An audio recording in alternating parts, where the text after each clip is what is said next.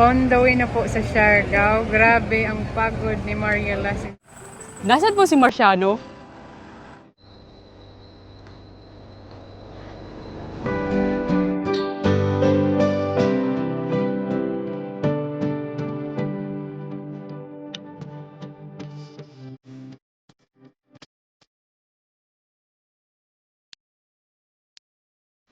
Hello po, kumusta po kayong lahat? Marami pong napatanong sa akin for the update of my vlog dahil wala na po akong masyadong upload. Sa ngayon ay makikita nyo po, nasa aeroplano po ako dahil on the way po ako sa Bali. Bakit Bali? Hindi po ako pupunta doon for vacation dahil ang totoo po, uuwi po ako ng Pilipinas.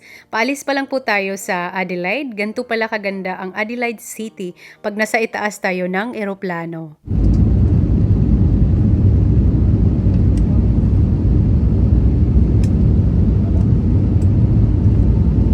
My flight, it's all connecting from Adelaide to Bali, Bali to Manila. From Adelaide to Bali, it takes mga 5 hours. So within 5 hours, see you Bali.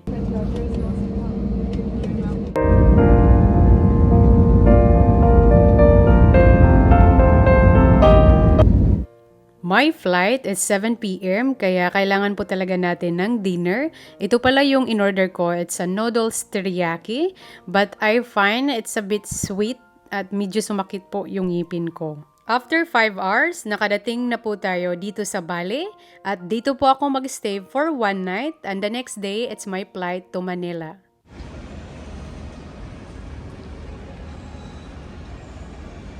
Hi! Good morning! Good morning, Bali! Kagabi pa po ako dito nakadating sa Bali, mga 11 p.m. It's very late.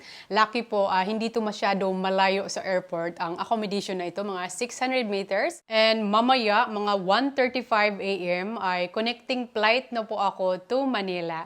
This is actually my first time mag-connecting flight sa Bali to Manila.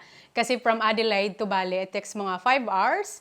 And then makapag-rest po ako, which is nag-rest po ako dito last night.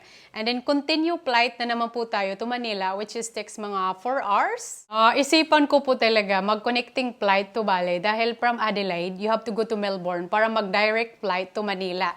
So ito po, parang mas namurahan po kasi ako sa deal din po, connecting flight to Bali to Manila, just to try, which is makikita ko din po yung Bali. Yung accommodation ko dito ay $40, which is I'm shocked na po sa quality niya dahil maganda na po, included na po yung breakfast. Meron din pong swimming pool dyan lang po sa labas. So guys, for sure, magtatanong po kayo, bakit babalik si Maria Lasin sa Pilipinas? Makikita niyo po pagdating ko doon sa Pilipinas. For sure, masa-surprise po kayo. May rason po ako na bakit babalik po ako doon sa Pilipinas. Siyempre, babalik lang din po ako sa Australia.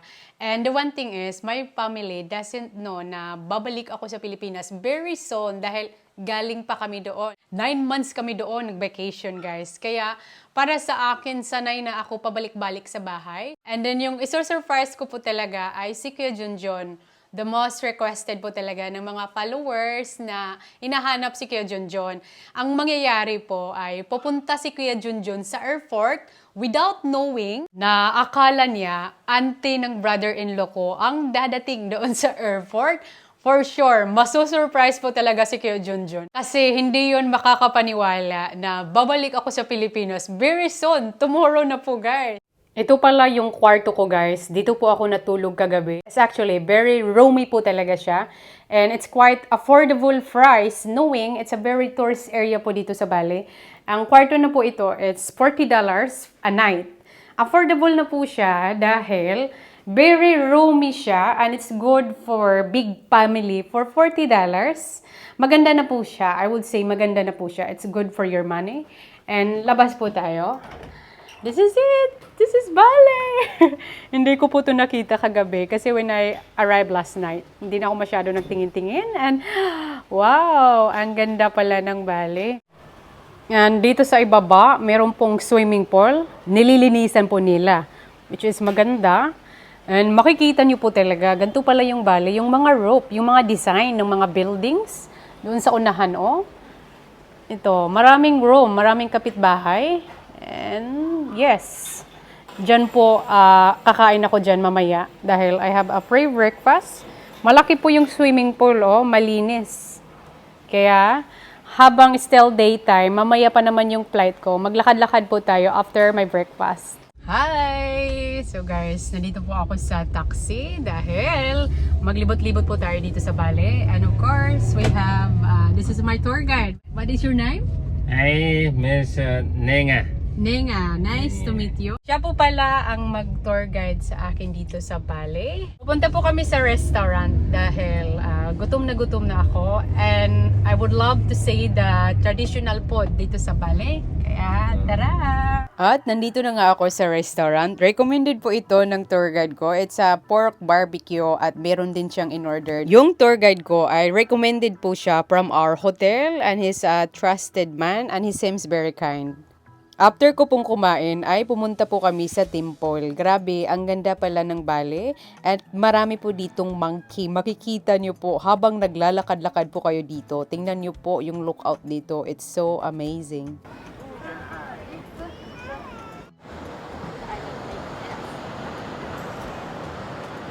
At habang nga ako'y naglalakad, nakakita nga ako ng monkey. Actually, apyo dahil we are in the jungle.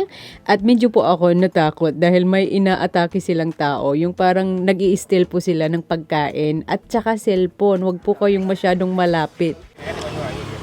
Can I please buy mango? Miss Mango, okay. Yes, please. Meron silang balingbing. Oh, What do you call this one? this one. Oh, Lingding, yeah. Balingbing, the same in the Philippines. Yeah. We call this one bayabas. What do you call this one? Guapa. Guava, okay. And this is makupa? Oh, guapa red. Guava red. Ah. Can I please have guava as well? Okay. Wah, sekali sama pedas eh. Masa wah? Yeah. Yan, nakita ko lang po to sa street. Nag-stop talaga ako Ya wes, apa katamu wes? ngomong para apa? makakain ako ng... Apa katanya? Ngomong apa ya? Saya ngerti nih, Pak. Oh, it's fast. Yes. Guava. Oh, jambu tuh apa nih? Oh. Kayak gini jadi macetnya disuruh berhenti. Isa na din po ang pinuntahan namin. Dinala po ako dito ng tour guide ko kung saan po yung saved animals na kinakain nila yung coffee at pinaprocess po nila. So, I am very interested to see. Pagpasok mo dito, may mag-welcome agad sa inyo. Wala po itong charge. At ang ganda po dito dahil hindi mainit, dahil ang dami pong puno. Mga coffee actually ang mga puno dito. At ito na po yung animals na sibet. Parang pusa po siya. So, nag-explain po sa akin yung lalaki. Pinapakain po nila yung coffee. Tapos, parang dinadigest nila ito at ilalabas po nila at hugasan po nila. So, ipapakita nila sa atin mamaya kung paano po nila ito pinaprocess. At ito na po yung itsura niya after po mailabas po nila at hinugasan na po yan nila. Kaya hindi na po mabaho. Tapos, yung process ata nila, tinanggal lang po yung skin ng coffee at ganyan na po yung itsura niya. Bukod sa coffee, may iba't iba din silang dinadry at dito po yung processing nila, niluluto na po yung coffee dito. For the luwak coffee, after we clean, we wash, we remove the skin, we put there. Actually, normal coffee and luwak coffee same process. Yeah. Oops. Last one, become instant coffee. Yeah. And then after this one back again, count it again. Like that. At ito po yung pre-testing po nila. 4 po ang pinili ko. Libre lang po ito and it's up to you kung bibili po kayo sa products nila. Try po natin yung Bali Coffee. Pre-testing lang po to para bibili kayo sa products nila. Ang pait. Very ano talaga siya. Very organic. And yung flavor, wala pong sugar. So, kung gusto niyo coffee lang, ito, Bali Coffee. Ang pait. Hindi po kasi ako as in coffee lover. Pero imagine guys, paano to na process? Ay kinain muna ng pusa, parang pusa, yung coffee. This is ginger. I can smell. Matamis siya. And this is the, I think this is the cacao coffee. Matamis siya. Ang sarap. Good evening! It's nighttime na po and mamaya na po talaga yung flight ko, 1 a.m. Pero I have to early in the airport around mga 10 p.m. just in case po something goes wrong. At least nasa airport na po ako. Ito pala yung dinner ko. Nag-order na po ako kanina while nagalagala po ako dito sa Bali. Maganda po yung Bali. Parang Philippines weather lang din po siya. And mabait po yung nakuha ko pong tour guide ko. I mean, he's a taxi driver. Ang singil niya po sa akin to drive me around, mga nasa 500,000 Indonesian money, which is good price na po yun, sabi ng asawa ko. And mabait po siya. So lucky, hindi po ako pinabayaan ni God na hindi ako mapunta sa scam. Dahil may mga scammer pa rin po guys dyan na sumisingil ng mahal sa'yo kung wala po kayong alam sa presyo. Yes, bukas na po ako darating sa Pilipinas. Hindi po ako makapaniwala and I am so excited na sabihin po sa inyo for the next vlog kung ano po ang rason bakit umuwi po ako sa Pilipinas. Meron po talagang rason. Pero bago ang lahat, kakain po muna tayo. This is actually Thailand food. Thailand food kahit nasa Bali. Hello! On the way na po kami sa airport. Ihahatid na po ako ng driver from the hotel. Kaya let's go!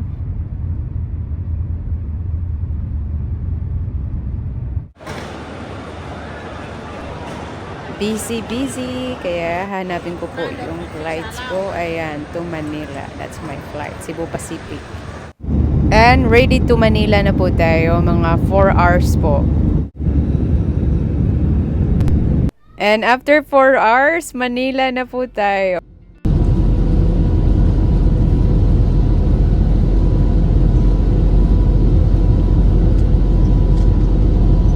On the way na po sa Siargao. Grabe ang pagod ni Maria Lasin sa mukha.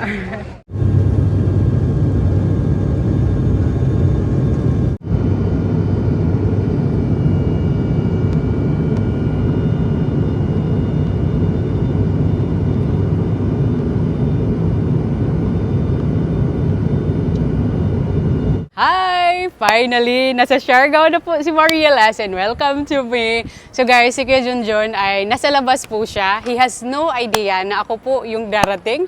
Siyempre po yung taga-video ko ay kasabwat. So guys, tara. Punta na po tayo sa labas. Tingnan po natin yung reaction ni Kuya Junjun na umuwi ako. Tara. Nandun na po siya.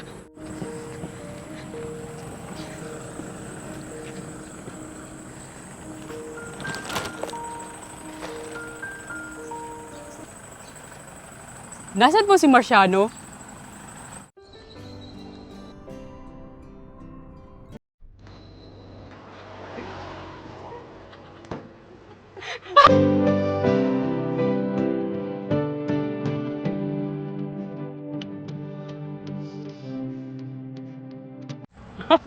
Parang papaiyak si Kuya Junjun ah. Hindi niya alam ako yung darating. Ayun yung yung gamit ko. It's a prank!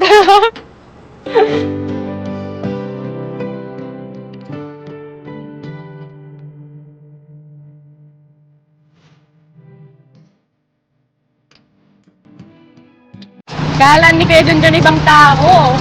Nakita ko talaga yung reaction ni Kuya Junjun. Lumaki yung mata.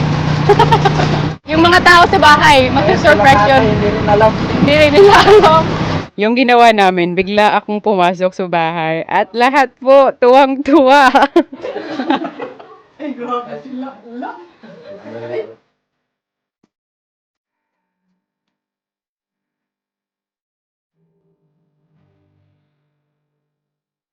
Ang bahay na pure. Ang bahay mo, yan na lang ang buwan kay... Ali.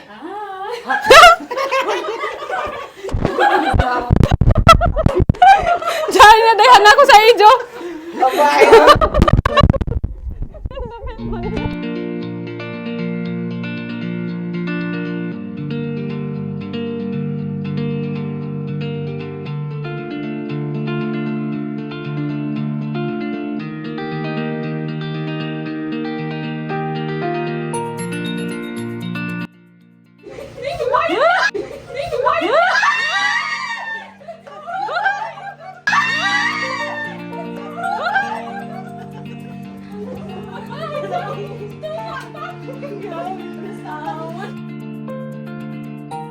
So guys, rest po muna ako dahil super pagod po talaga ako sa biyahe. And of course, for the next video, update ko po kayo what's going on. And that's all for today's video guys. Maraming salamat po sa inyong panonood. Bye!